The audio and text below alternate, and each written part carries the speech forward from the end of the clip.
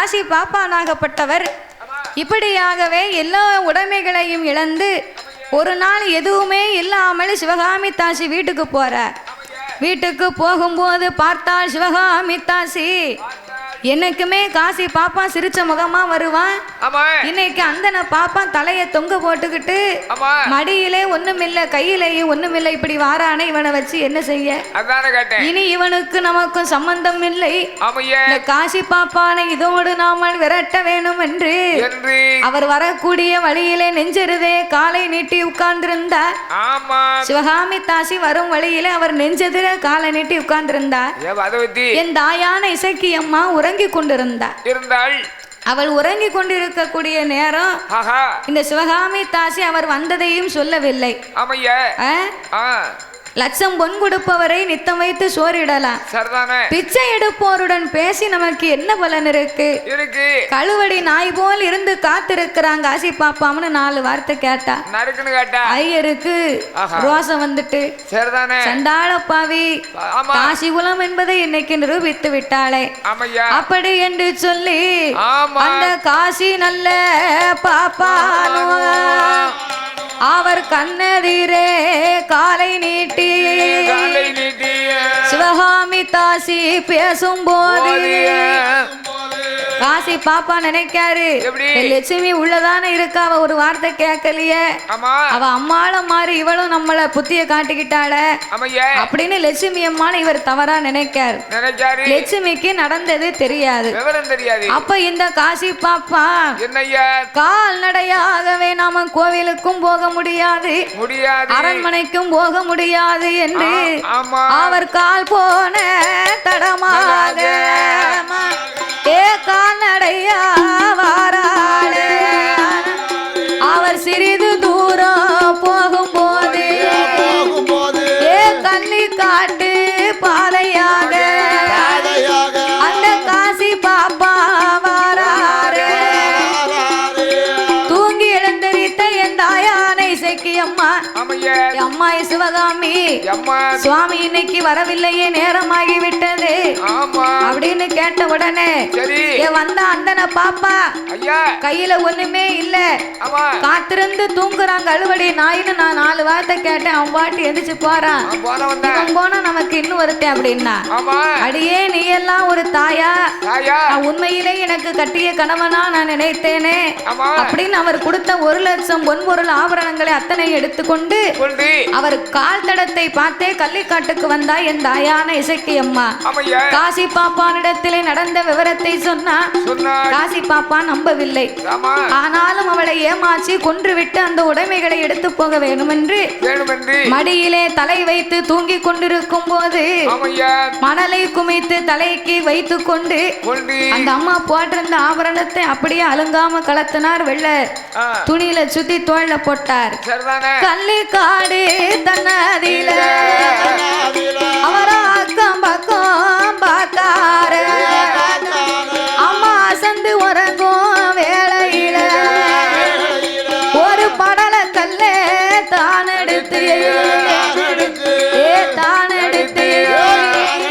இசைக்கு தலையறியில போடுவார்.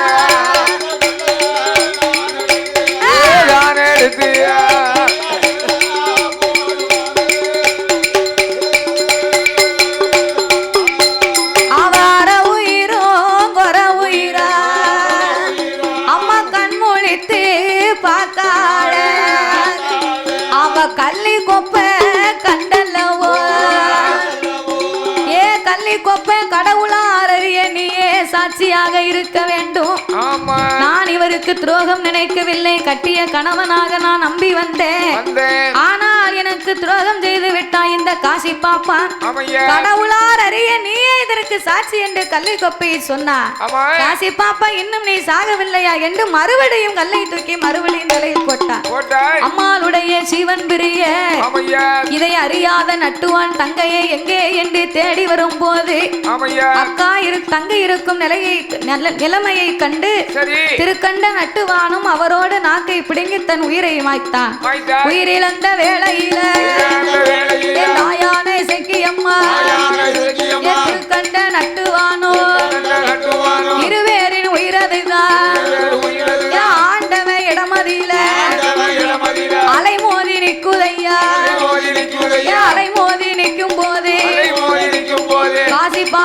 வதை முடிக்க எனக்கு மறுபிறவி வேணும் என்று சொல்லி கேட்க அப்படியே ஆட்டும் என்று அவர் கணக்குகளை பார்க்கும் போது சோழ நாட்டிலே சோழ மகாராஜனுக்கும் சுரணவல்லிக்கும் பிள்ளை இல்லை, அவர்களுக்கு பிள்ளையாக பிறந்து நீ பழுதி இருப்பாய் என்று ஆண்டவன் வரங்களை கொடுக்க அந்த சோழ நாடு தன்னதில சோழ மகாராஜனுக்கு சுரணவல்லி வெங்கோடிக்கு நீலனு நீலியுமா அம்மா அவதாரம் செய்யுவாளா அவதரித்த வேளையில நீலனு நீலியுமா அந்த சோழ நாட்டை அழிப்பாரா சோழ நாட்டை அழித்த போது இதையறிந்த சோழராஜா நீலனையும் நீலியமோ செங்காடு தன்னதில ஓட்டு விட்டு சொன்ன போது மந்திரிமார் ஒன்று கூடி செங்காடு ஓடி வந்து பிள்ளைகளை போட்டு விட்டு அவர் இரவோடு இரவாக வாரானே மந்திரியும் அப்படியா இருக்கும் போது நீலனும் நீலியுமா அந்த செங்காட்டில் கொலுவிருக்க அந்த நல்ல சென்மத்தில ஆனந்த செட்டியாக செட்டி மக்கள் தன்னதில காசி நல்ல பாப்பானோ காவேரி பூம்பட்டணத்தில் அங்கே அவதரித்து வாராரே வளையணி செட்டிக்குத்தான் மகனாக பிறந்தல்லவோ ஆனந்த செட்டியவர் தென்பக்கம் போவதற்கு நேரமில்லை என்று சொல்லி காவேரி பூம்பட்டணத்திலே அந்த சென்மத்திலே வளையல் செட்டிக்கு ஆனந்தம் செட்டியாகவே அவதாரம் செய்தான் இந்த காசி பாப்பா. அவதாரம் செய்த போது எத்திசைக்கு போனாலும் தென் திசைக்கு போக வேணாம் என்று சொல்லி அவருக்கு அப்பாவாகப்பட்டவர் எத்தனையோ வார்த்தைகளை சொல்லி இருந்தார். ஒரு பெண்ணால் உனக்கு நீலியின் கையினால் உனக்கு அழிவிருக்குன்னு சொல்லித்தான் ஏற்கனவே அப்பா மறைந்தார். வியாபாரம் இல்லை என்று தென் திசைக்கு வரும்போது செங்காடு தன்னதில செட்டியவே வாரானே ஆகாத நேரம் ஐயா அவடு வரும் காலத்தானே பார்த்தாலே செக்கியம்மா நீலியாக இருந்து கொண்டு செங்காடு வாரபோது செட்டிய வழி மறித்தார். அவன் அத்தான் என்று மச்சான் என்று ஆசை மொழி பேசுவாளா ஆசை மொழி பேசும்போது அவனை பின்தொடர்ந்து விரட்டுவாளா செல்ல படுகை நல்லூர் ஓடி வந்து ஆனந்த செட்டியவன் வெள்ளாளர் மக்களிடம் அடைக்கலமா கேட்கும் போது ஊரில் உள்ள மக்களைத்தான் இசைக்கியம்மா ஏசுவாளா பிள்ளையும் கையுமா அம்மா கல்லி கொம்ப ஒடிக்க பக்கத்துல இடுக்குனா பச்சை பிள்ளையா கொண்டுகிட்டு வாரா என் புருஷன் என் பேச்ச கேட்காம போறாரு அவங்க அம்மா என்ன மறக்கும்படியாகவே தாயத்தை எழுதி கட்டி இருக்கா அதனால என் புருஷனோடு என்ன சேர்த்து வைங்கன்னு சொல்லி அந்த பழுகை நல்லூரிலே வெள்ளாளன் மக்களிடத்திலே அதற்கு தகுந்த நடிப்பை காட்டினார். ஊரில் உள்ள மக்கள் எல்லாம் பெண் பிள்ளை அல்லவா இப்படி தவித்து நிற்கின்னு பேச கேட்டு இரு பேர்களையுமே ஊர் சாவடியிலே அடைத்து வைத்தார்கள். அடைத்து வைக்க வந்தா ஆனந்தன் செட்டி நடந்ததை சொன்ன யாருமே நம்பல. ஒருவேளை ஊர் சாவடியில நான் இருந்து விடிய காலம் என் உயிர் போகும்னு சொன்னா ஊர்காரங்க நீங்க அத்தனை பேரும் தான் இதுக்கு அத்தாசின்னு சொல்லி கையெழுத்து போட்டு தான் ஊர் சாவடிக்கே வந்தார். அப்போ ஊர் சாவடியிலே தங்கி இருக்கும் போது அந்த இரவு நேரம் என் தாயான செக்கியம்மா ஆனந்த செட்டியத்தா அதை முடிக்க வேணும் என்று அம்பல சாவடி அவன் என்ன செய்வாளானா அவன் விரிசடைய உழைக்கால எம்மா கோர பல்ல பிடுங்குவாளா பிடுங்குவாளா செட்டி தொண்டையில குத்துவாளா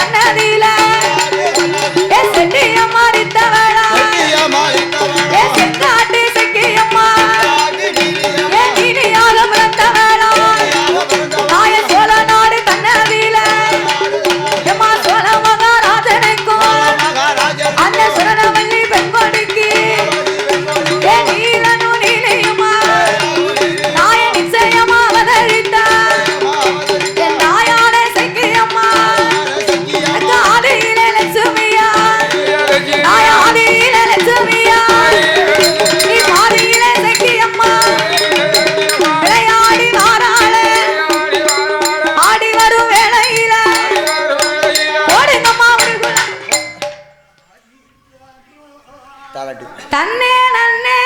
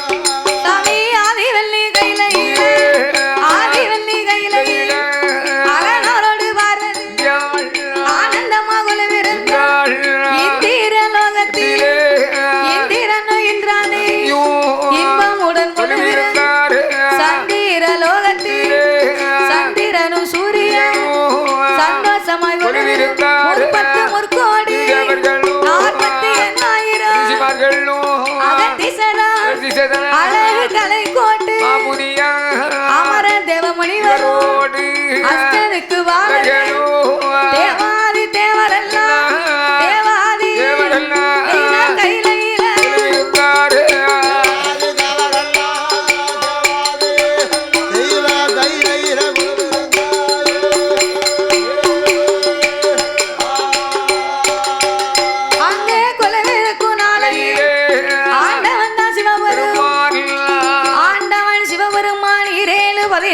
உலகத்தை உண்டு பண்ணி படைத்ததோர் மக்களுக்கெல்லாம் பட்டினி இல்லாமல் படியிழக்க வேணும் என்று ஆதி பராசக்தி இடத்திலே படியரிசி வாங்கி கொண்டு அவர் ஈரேழு உலகம் எல்லாம்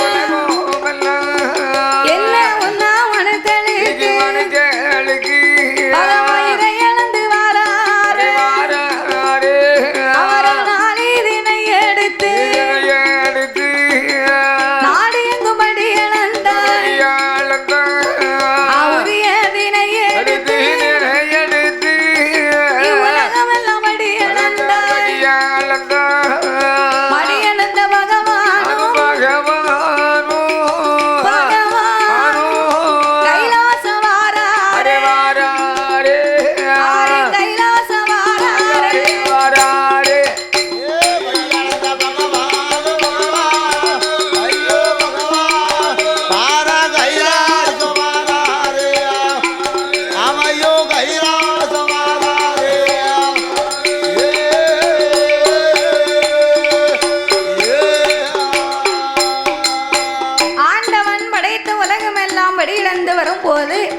பார்வதா தேவி பகவானை எதிர்பார்த்தார். சரி, பாத பூஜை முடித்தால் பணிவிடைகளை செய்தார்.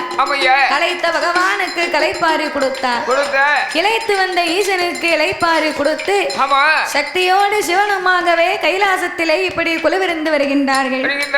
குலவிருந்து வருகின்ற பொழுது இந்த பொன்னான வேளையில் அலங்கார பந்தலில் சிங்கார மேடையிலே பாடும் நாமளுக்கு பரிசீலிக்க வேண்டும் என்று வந்தவருக்கு அன்பும் பண்பும் பாசங்களும் நிறைந்து நாமளுக்கு அள்ளி பணம் கொடுத்து ஆதரித்த அருமை செல்வச்சிமானவர்கள் ஸ்ரீ சுதன் அவர்களும் என் சதாசிவன் அவர்களும் அதோடு ஜி சகாதேவன் அவர்களும் ஏ சக்தி குமரன் அவர்களும் எஸ் விக்னேஷ் அவர்களும் ஆர் இமய செல்வன் அவர்களும் ஜி லிங்கேஸ்வரன் அவர்களும் எஸ் பாலு அவர்களும் எஸ் அஸ்வின் அவர்கள் சார்பாக நாமளுக்கு அள்ளி பணம் கொடுத்து ஆதரிக்க வேண்டும் என்று ஒன்றல்ல இரண்டல்ல மூன்றல்ல நான்கல்ல 501 லட்சத்தை நாமளுக்கு அறக்கோடியாகவே அள்ளி கொடுத்து உள்ளார்கள்.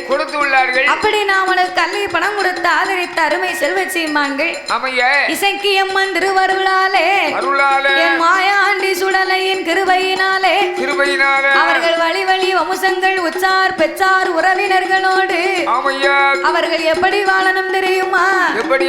வாழ வேண்டும், அவர்கள் வளர வேண்டும், சாமி வளர வேண்டும், அவர் வளர் முருகனுடன்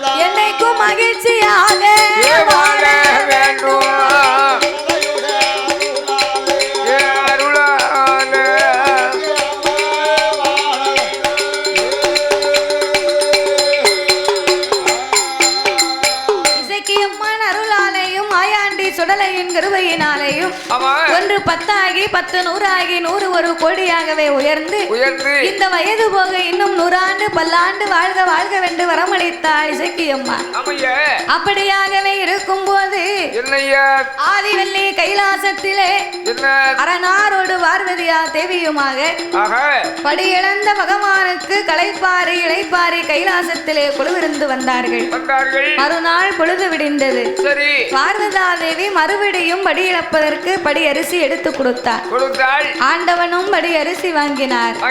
படி இழந்து வாரேன் என்று சொன்ன உடனே பார்வதி பார்த்தார், இந்த ஆண்டவன் என்னைக்கும் படி இழக்க போறார், நம்ம ஒத்தையில இருக்கோம், இவரோடு சென்று இவர் படி இழப்பை பார்க்க வேண்டும் என்று பார்வதா தேவி கேட்டபோது சிவபெருமான் சொன்னார், என்னோடு வந்தால் எனக்கு இடைஞ்சல் வந்து சேரும், பகவானோடு வந்தால் பார்வதா தேவியாகப்பட்டவா எனக்கு இடைஞ்சலா இருக்கும். பார்வதி நீ கைலாசத்துல இரு, கடவுள் நான் போயிட்டு வரேன் அப்படின்னு ஆண்டவன் பார்வதியை விட்டு விட்டு செல்ல போது பார்வதி யோசித்து பார்த்தா, இந்த ஆண்டவனுடைய படி இழப்பில் ஏதோ ஒரு குறை இருக்கிறது, அதனாலதான் நாமளை அழைத்து செல்லவில்லை, அதனால் இவர் படி இழப்பை பரிசோதிக்க வேண்டும் என்று யாரை வரவழைத்தா தெரியுமா?